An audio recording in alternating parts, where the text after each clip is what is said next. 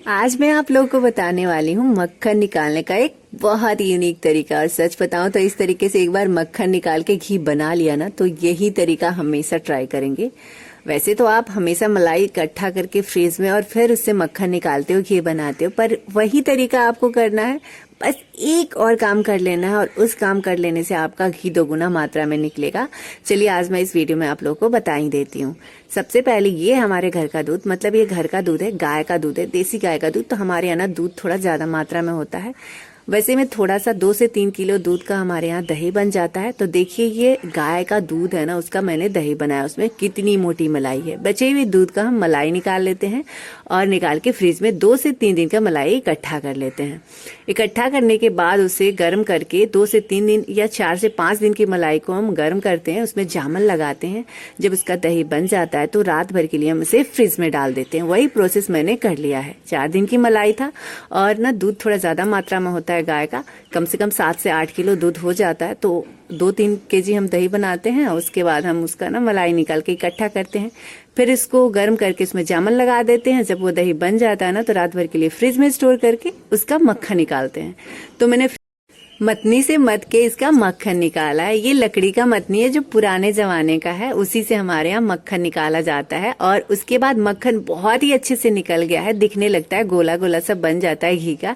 उसके बाद इसमें ठंडा पानी डालना है। अगर गर्मी का दिन है तो ठंडा पानी डालिए और जाड़े का दिन है तो इसमें नॉर्मल पानी डालिए।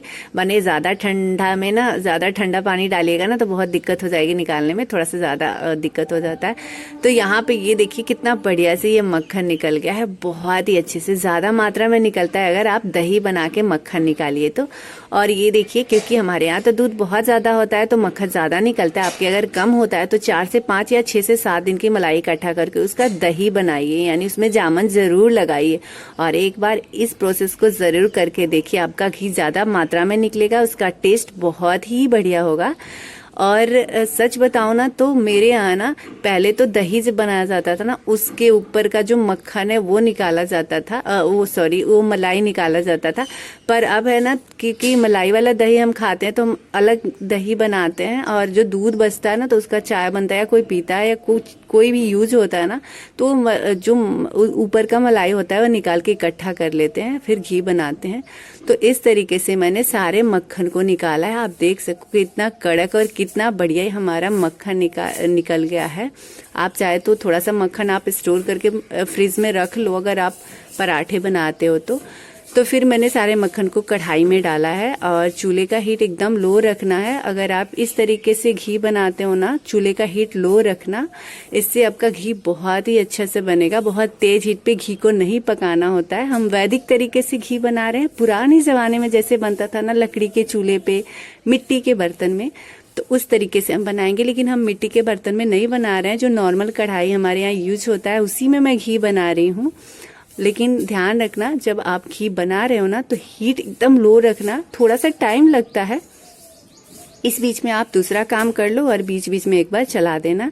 मैं वही करती हूँ, हमेशा घी को चढ़ाती हूँ, चूल्हे का हीट लो रखती हूँ और बीच बीच में 1 से 2 बार चला देती हूँ, दूसरा काम भी कर लेती हूँ। हमारा घी देखिए रेडी हो चुका है। इसका हल्का सा कलर चेंज हो जाता है ना, जो खुरचन होता है उसको अब बंद कर देना है चूल्हे को। और ठंडा होने के बाद मैंने एक स्टील के बर्तन में से छान लिया है। और ये जो है ना ठंडा होने के बाद स्टील के बर्तन में छान के फिर मैं शीशे के जार में से स्टोर करूंगी। तो पहले मैं इसी में इसको छान देती हूँ। लगभग 2 लीटर से थोड़ा सा कम हमारा घी निकला है। अब इसे ठंडा होने के बाद शीशे के जार में मैं स्टोर करूंगी। और पहले मैं स्टील के बर्तन में इसे डालती हूँ क्योंकि ये गर्म रहता है तो उस टाइम पे हमें इसे शीशे के बर्तन में नहीं डालना चाहिए। तो इस प्रोसेस को आप जरूर ट्राई करिएगा, आपका घी टेस्टी भी बनेगा और बहुत ही ज्यादा पौष्टिक होगा।